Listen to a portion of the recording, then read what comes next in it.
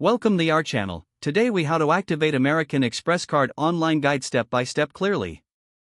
Begin by opening your preferred web browser. In the address bar, type in the American Express website URL.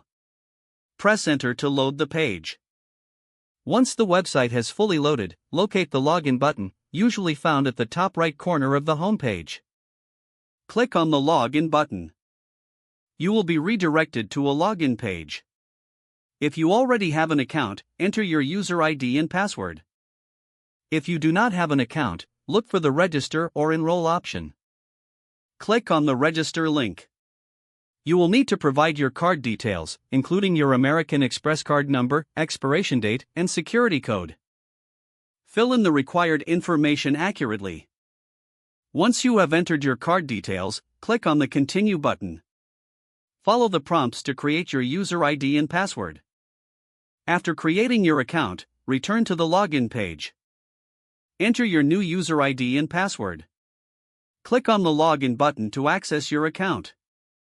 Once logged in, navigate to the Account Settings or Card Management section. Look for the option that says Activate Card. Click on Activate Card.